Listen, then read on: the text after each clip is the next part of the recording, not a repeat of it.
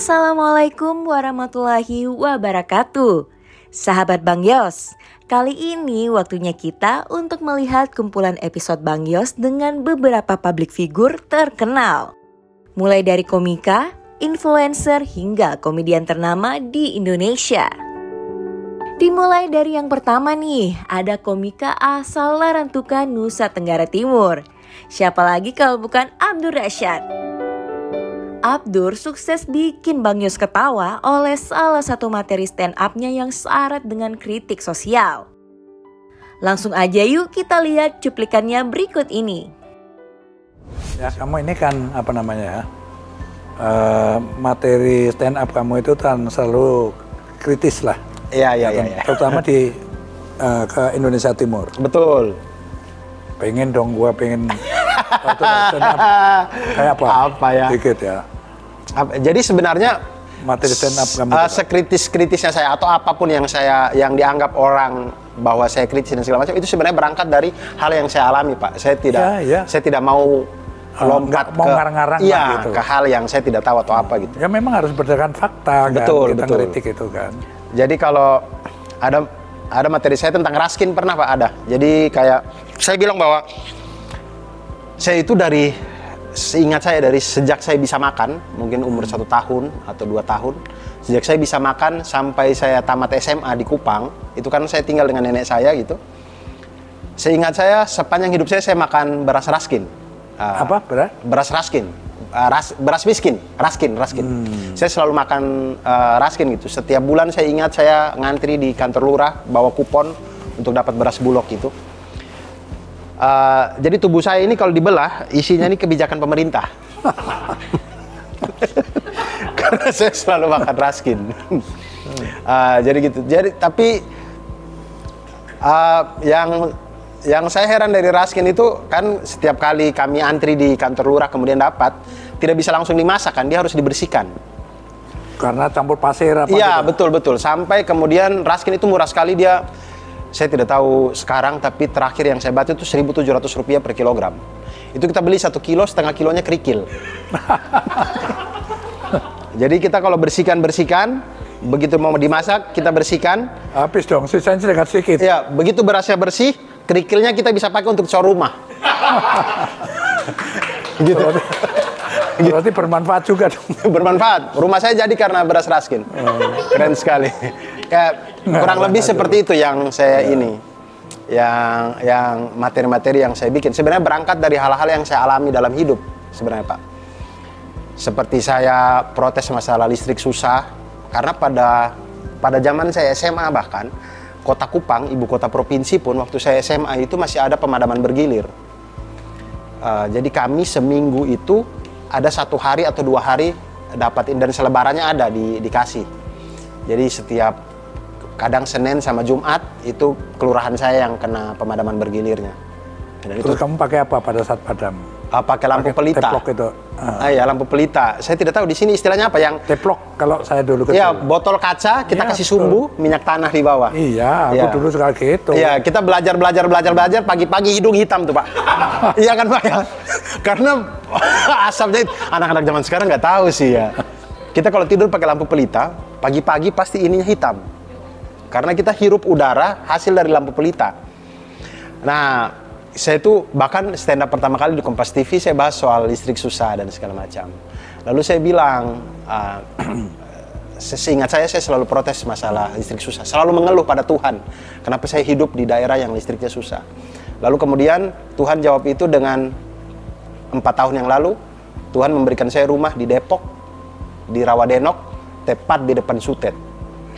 Waduh. Tepat di depan Sutet, Pak. Jadi ini rumah saya, Sutet di depan ini. Maksud saya, Allah ini maha bercanda sekali ya. Saya cuma minta listrik 220 volt, tapi Allah kasih saya Sutet. Dan lalu kemudian, sekarang itu kalau saya lihat di blueprintnya Kota Depok, tol Desari itu kan sekarang sudah sampai pintu tolnya Sawangan. Kemudian akan dilanjutkan lagi dari Sawangan sampai ke Bojonggede. Nah, ketika dilanjutkan dari Sawangan sampai Bojonggede, tol ini lewat di belakang rumah saya, Pak. Jadi maksudnya saya itu selama hidup mengeluh tentang pembangunan, kemudian saya dikasih rumah yang dipertontonkan pembangunan. Di depan Sutet, di belakang tol. Oh, keren dong. Iya, maksudnya wow. Wow, luar biasa. Luar biasa sekali. Dul, kamu kan sudah nikah, udah punya anak satu ya? Iya, iya. Istrimu Cindy, itu orang Malang? Orang Malang, Pak.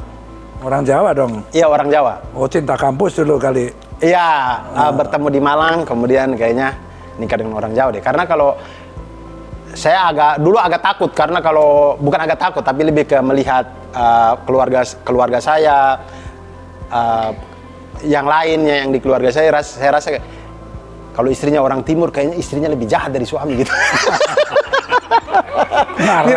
Tidak semua teman-teman. Ini cuman hal yang saya alami waktu saya lihat kayak mama dan bapak saya itu, mama saya lebih dominan dan segala macam. Jadi saya merasa kayaknya saya nikah dengan orang Jawa deh. Terus apa arti keluarga bagi kamu itu?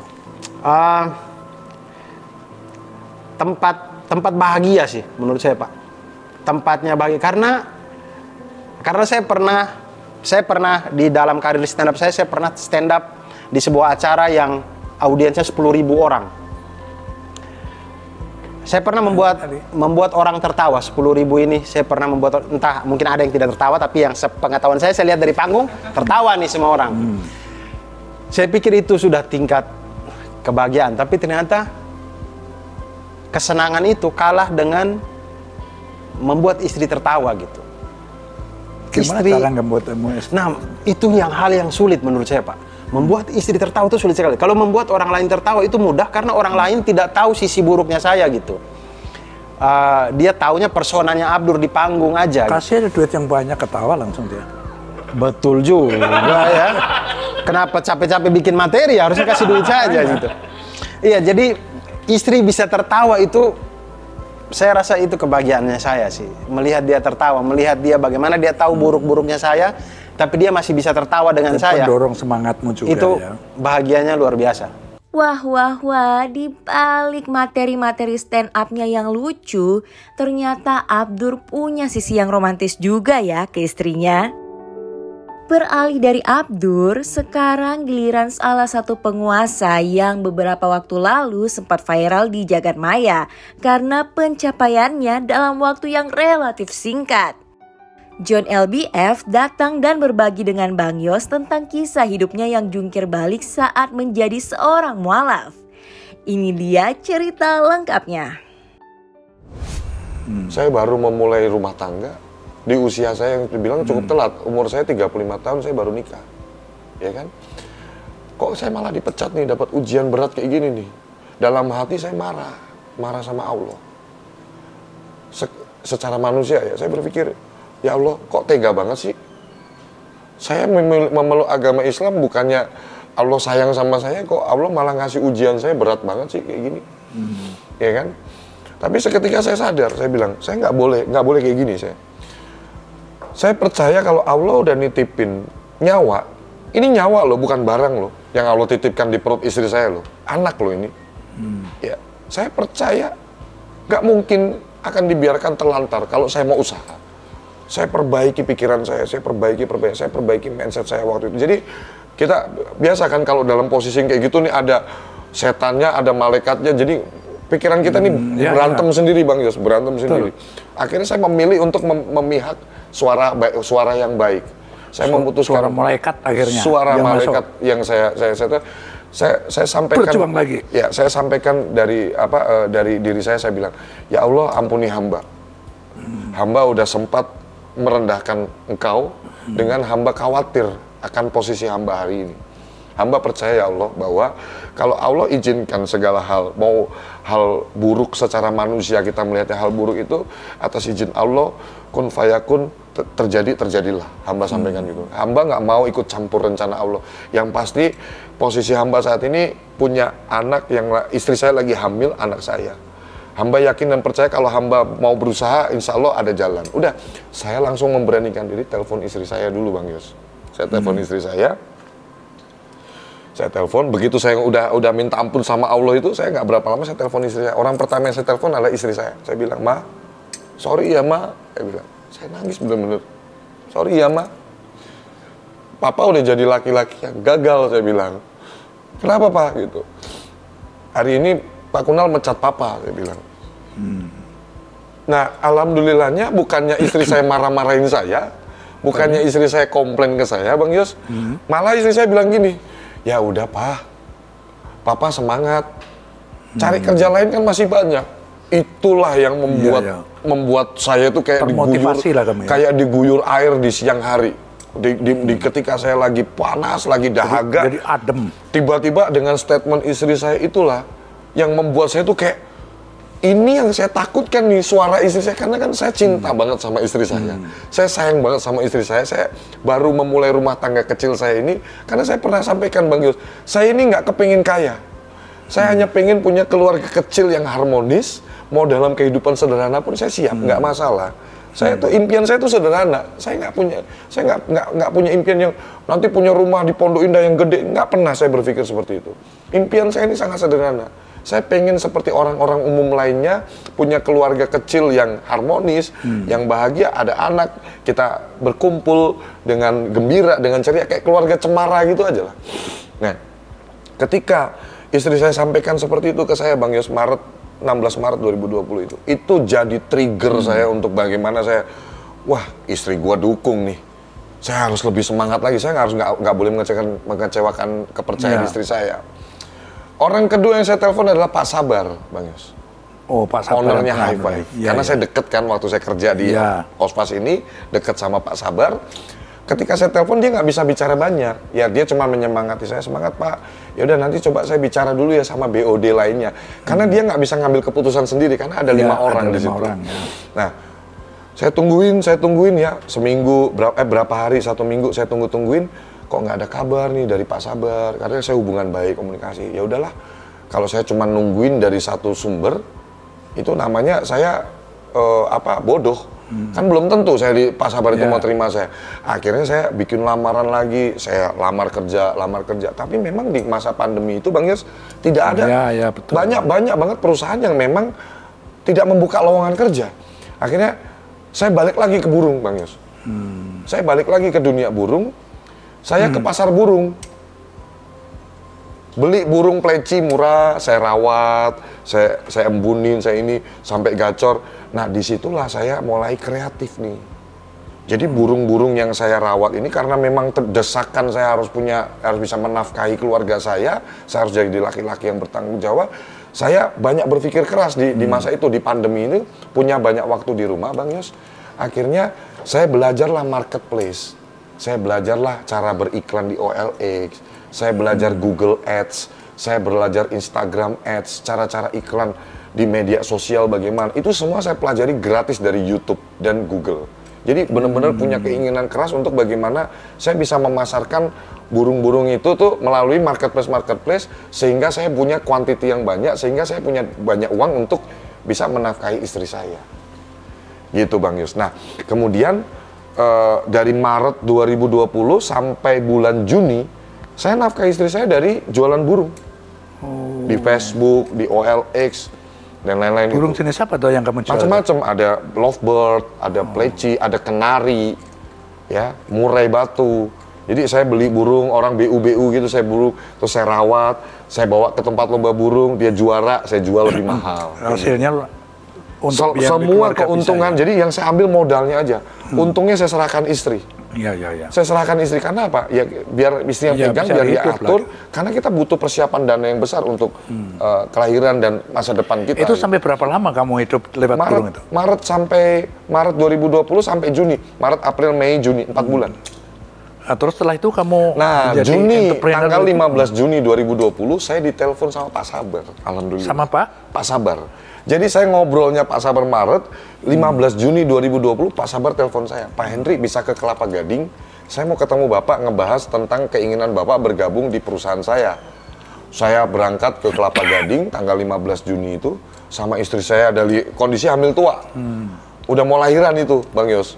Saya bawa ke Kelapa Gading, naik motor kita, terus dari Tangerang itu Bang Yos, bayangin. Naik motor. Dari Tangerang ke Kelapa Gading, Jakarta Utara itu. Istri saya nunggu di bawah, karena di bawah ada coffee shop gitu kan. Nah saya naik ke atas, saya ditawarin gaji 4 juta. Saya langsung jabat tangan Pak Sabar. Pak, terima kasih. Saya cium tangan Pak Sabar. Saya bilang, makasih Pak. Pak, Bapak nggak apa-apa gaji 4 juta. Pak, daripada saya nggak kerja, saya butuh penghasilan tetap karena istri saya mau lahiran. Nah, ketika saya dikasih kesempatan itulah Bang Yos, Juni 2020 itulah saya makin gila kerjanya. Lewat kesabaran sang istri, rasanya kita bisa lihat kalau pepatah yang bilang di balik pria yang sukses ada wanita hebat di belakangnya. Hal ini berlaku untuk kisah hidup John LBF dan istrinya ya. Kita lanjut ke episode selanjutnya. Kali ini ada salah satu komedian terkenal di Indonesia. Siapa lagi kalau bukan Ajis Gagap. Duh, Bang Yos sempet kaget nih waktu tahu cerita keluarganya Bang Ajis yang gak biasa. Kira-kira ada cerita apa sih? Sekarang kamu anaknya berapa? Anak, alhamdulillah Allah kasih 5. Anaknya 5? Anak 5. Dari berapa istri? Baru 2. Baru 2, masih kurang 2 lagi? Udah cukup lah. Jalan wah gitu. 1 harus cukup, ini 2 ya, betul ya? 2, alhamdulillah. Gitu. 2, Allah kasih. 2 itu satu rumah atau beda rumah ini? Beda rumah. Beda rumah. Tapi satu pintu. Ya, jadi di sana depannya pintu 1, yang sini pintunya 1. Aduh. Tadi yang penting akur lah ya. Alhamdulillah rukun kan. Ya kalau ya. Mungkin kalau 15 tahun yang lalu orang banyak bertanya, Bang Yos, Bang Ajis istrinya mana yang muda? Oh yang ini, gitu. Yang tua yang ini. Kalau sekarang sudah nggak, jawabnya udah nggak begitu. Bang Ajis, bininya yang muda mana? Oh maaf, mohon maaf, udah nggak ada yang muda, tua semua gitu.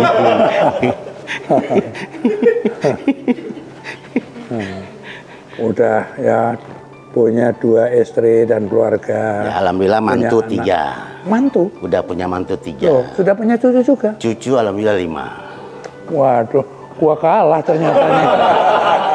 Jadi udah semua Allah kasih udah. Allah kasih ya. Kasih. Karena itu terus kamu kalau nggak salah punya pesantren kamu, betul? Iya, jadi pesantren itu saya bikin untuk hadiah untuk ibunda saya. Oh, ibu almarhum. Almarhum. Oh. Jadi ketika saya diangkat Di mana itu pesantrennya itu? di daerah Bogor, Liwiliang. Berapa santri di situ kira-kira? Waktu saya masih kerja itu 41 nggak kurang nggak lebih. 41 santri. Santri. Dia tinggal di situ di asrama kayak di asrama. Iya gitu. di situ. Jadi apa namanya? Itu bayar apa enggak? Insya Allah enggak. Wih, hebat dong kamu. Semuanya yang penting mereka mau belajar, mereka mau di pondok. Insya Allah semuanya. Itu sebagai ada ya, ibunda ya. Ibu. Yang sudah almarhum. Tapi ketika saya berhenti kemarin itu di usia 47 kalau nggak salah, itu semakin lama semakin nambah. Jadi 100. Sekarang 100 santri. 100 santri. Bagaimana kamu mengeluarkan biaya operasional untuk itu? Ya dari kantong. Yang penting bisa teratasi ya. Gila ya. Keluarga, 2 keluarga, pesantren masih bisa diurus semuanya. Alhamdulillah. Alhamdulillah, kalau saya punya keyakinan gini, mereka masing-masing punya rezeki. Masing-masing punya rezeki. Masing-masing punya rezeki, mereka masing-masing punya jalan hidup. Intinya saya cuma minta doa dari anak-anak, ya kan, dari guru-guru, juga keluarga. Intinya saya masih diberikan kesehatan, insya Allah terkapar semua. Ya tinggal minta aja. Ya kalau nggak ini nanti saya ke rumah lah Pak, abang lah. Iya. Ngomong keluarga nih, Ajis. Ya. Jadi apa sebenarnya arti keluarga bagi seorang Ajis itu apa? Arti keluarga itu sangat luar biasa. Mungkin karena seperjalanan waktu ya, seperjalanan waktu. Kalau saya kan orang yang hidup tidak pernah punya ambisi. Dalam arti saya akan mengikuti aja jalannya seperti apa. Udah, kalau buat keluarga, buat saya itu bagaimana saya bisa keluarga saya dan keturunan saya itu selamat dunia akhirat aja. Jadi nggak banyak yang saya minta.